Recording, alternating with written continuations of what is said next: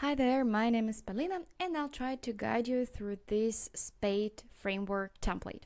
So let's start from the first document we have here about framework, because this framework was invented not that long ago, and we are happy to share with you the articles about this framework, about the original author.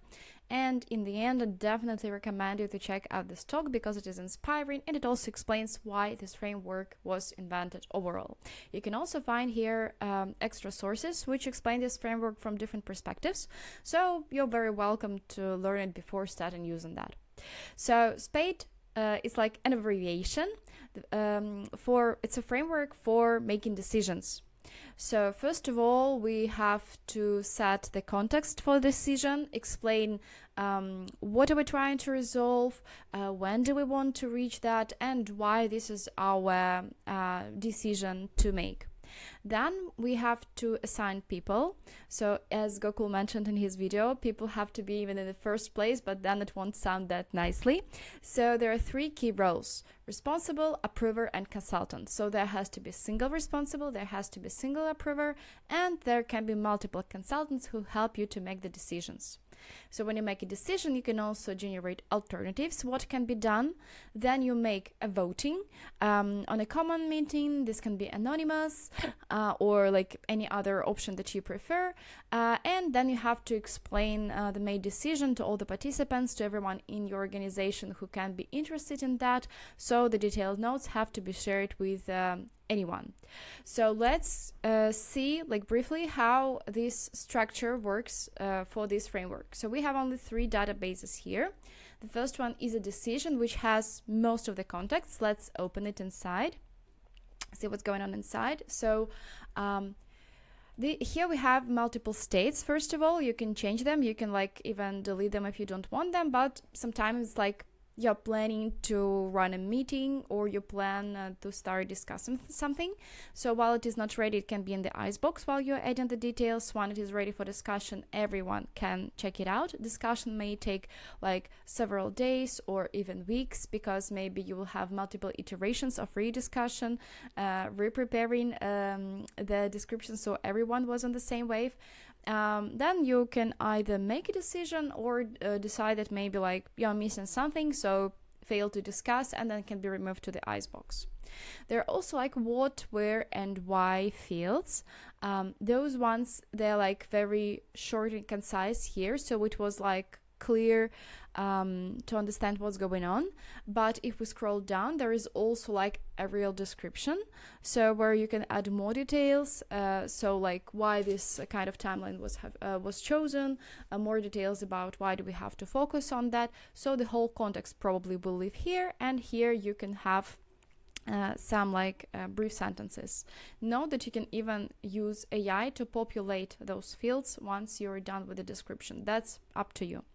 Then you can assign responsible person, approver, and consultants, our people. So here you will see users which are logged in your Fibre workspace. So under the hood, it's a technical detail. It's just a relation between decision and Fibre user.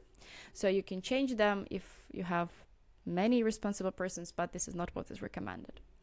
Then there is a button which is called Add a New Alternative. So you can click on it, and here you can just add the alternative, maybe just were suggested, and brief explanation of this alternative, which will be maybe populated later or can be added directly on the meeting.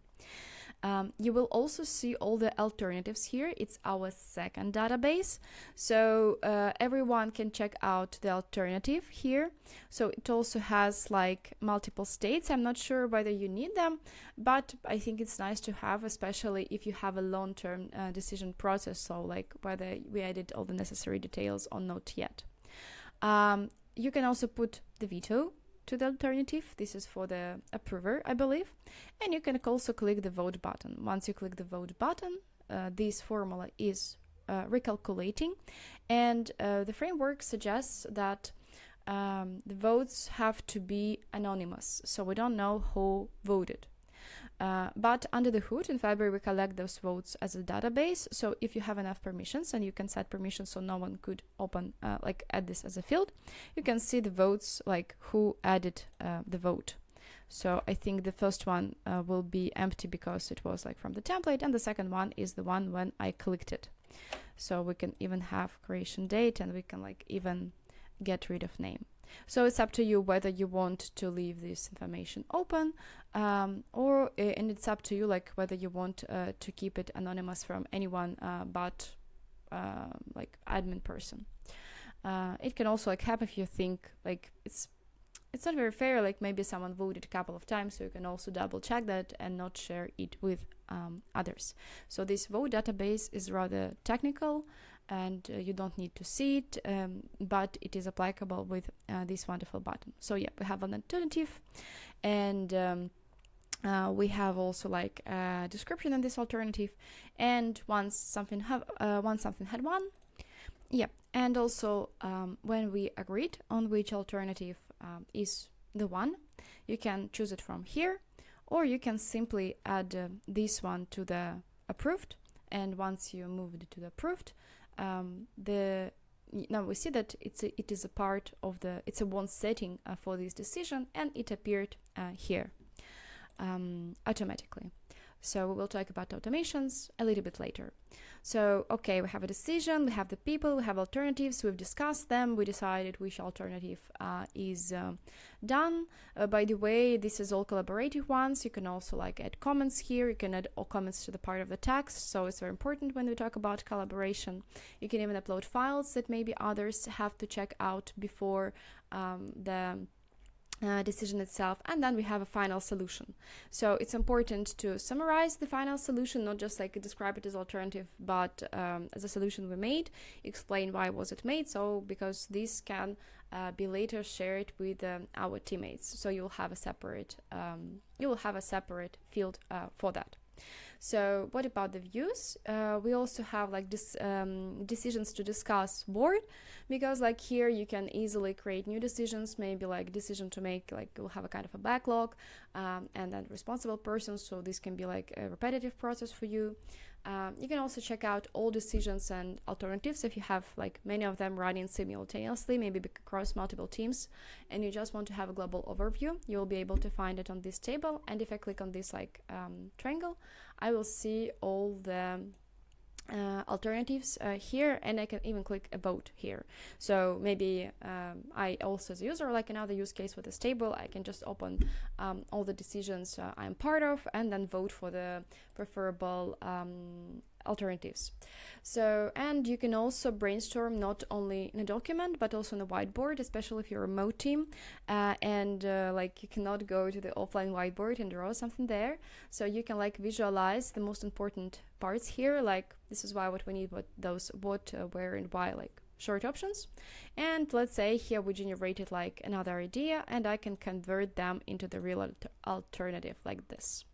And then it appeared as a card. It appeared under the decision to make, so it appeared everywhere, including our wonderful table. This is it. So this is the global structure, the global process that you can follow. Which automations were added to improve your to improve the template and the flow. So most of the automations live in the decision database. Let's open them.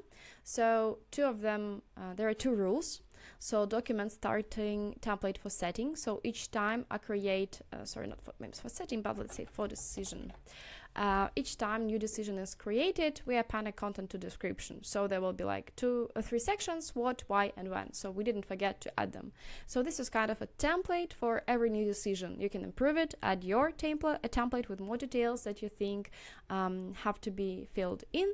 So you're welcome to add them here. Set a done date when discussion finished. So when we move our decision to the decision made or failed to discuss, it has a done date. So when done date represents like the date we made the decision, and it will be automatically updated. So let's test those two rules. Let's add a new decision. I can add them here, I can add them on my board. So I open it, as you see, what, why, when, like they appeared in this description. And I can also like change from box to the failed to discuss, and my done date updated correctly because for me today is October 7th.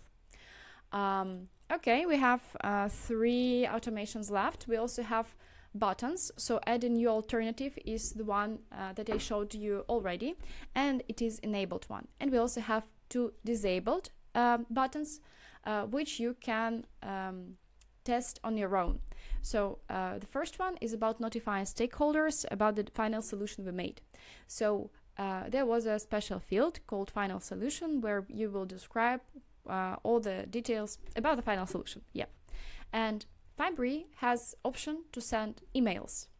So in fact, what you can do is that you can fill in those fields, and after that, once you enable the button, when you click this button, the final solution will be sent to the stakeholders as an email, or to anyone you want, because you can just set here some 2 emails whom do you want to send it to, and this can be kind of automated, so you don't have to do that manually. And the second button, which is disabled for now, is called AI Suggest Alternatives, because like there have to be an AI at least somewhere. So there is a prompt. Oh my, it wasn't saved. Okay, there we are. I just copy pasted that. So inside there will be an AI prompt. So this prompt will analyze the description which you added to your decision, and based on this description, it will suggest to you alternatives which you may consider. So if you run out of ideas, it's awesome to have the first kick from the AI. So let's turn on this button. I'm enabling it. And let's open the decision where we have some document inside. Here is also another trick that if I click here and scroll down, there is AI suggestions field, which is hidden by default because it's not needed if you don't use the button. But if you use the button, there we are. It's on the bottom. I will drag and drop, I think, it to the top just because it was visible here. And as you see, when we enabled the button, this button appeared here. So I click on it and wait a little bit. And here we are. So it generated for me some AI suggestions: alternative 1, alternative 2, alternative 3, 4, and 5, because I asked it to create 5 of them.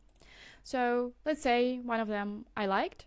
So I will highlight this alternative I liked, and there is a button create entity. So I also can use the shortcut, and I say that please create for me alternative. It created for me a real alternative. It also appeared in my list. Here we created alternative from 3 places: directly here through the button, we created it on the whiteboard, and we created it out of the text based on the AI suggestions. So you're welcome to turn this on and have a try. So you can also find this document readme inside with more detailed guide here. So this is it. Thank you so much for the watching.